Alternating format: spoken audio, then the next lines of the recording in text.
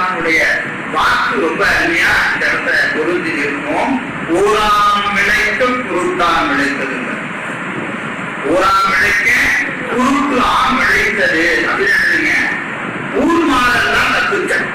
ஊர் மாடெல்லாம் கத்துச்சு. எதுக்கு கத்துச்சு அப்படின்னா அதெல்லாம் இப்போ கன்று ஒன்றை எழுந்து இருக்கிறது. ஒரு பண்ணை சொல்றோம் இல்லைங்களா, பந்தி என்று சொல்லுவோம். அப்படியே மரமாடலாம் பந்தி பந்தியா அப்படி காலையில அவங்கதான் மலைக்கு போகும். வேண்டிட்டு சாயந்தரம் வந்து திருப்பி அந்த கொட்டிலுக்கு வந்து சேர்ந்துடும், அதுவா சேர்ந்துடும்.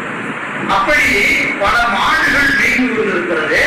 அந்த சில மாடுகள் கன்று இருக்கிறது. கன்று ஈண்டு இருக்கிறது. அந்த ஈண்டதினால மடி கணத்தில் நிற்குது. எதுக்கு? இந்த தாய் பசுக்கு மடி கணத்தில் இருக்கிறது. இப்ப அந்த கண்ணை பார்த்து நினைத்து கண்ணை நினைத்து மடி கணக்குதுன்னா பால் குடிக்கிறதா இதுக்கு ஒரு வழி எடுக்கும். அப்ப என்ன, கண்ணை நினைந்து இந்த பசு என்ன செய்யும்? கத்தும். இப்படி ஒன்றல்ல, ஒரு 100 கணக்கான மாடு இருக்கு. அது 10-9 மாடு கன்று இருந்திருக்கு. அந்த மாடு என்ன செய்யுது? கண்ணை நினைந்து கத்துது. அப்படியே மாடு கத்துது. அந்த பந்திக்குள்ள ஒரு குருட்டு மாடு ஒன்று இருக்கிறது. குருட்டு மாடு அதுக்கு எதுவுமே தெரியாது. இது எல்லாம் எதுக்கு கத்துதுன்னு எனக்கு தெரியாது.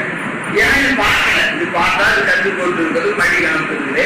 அதனால அது கண்ணை எடுத்து கத்துதுன்னு இந்த மாடு தெரியுமா இல்லையா? இது கண்ணு தெரியாது. அதனால இது எதுக்கு கத்துதுன்னு தெரியல. எதுக்கு கத்துன்னு தெரியல. என்ன நினைக்கும், எல்லா மாடு கத்துது, நாமளும் கத்துக்க மாட்டேங்குது அப்படின்னு இது கத்துச்சான்.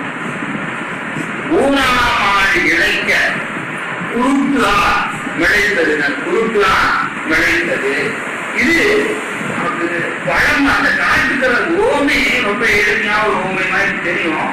மணிவாசகப் பெருமானுடைய கருத்தை நாம் நினைத்து பார்க்கணும்.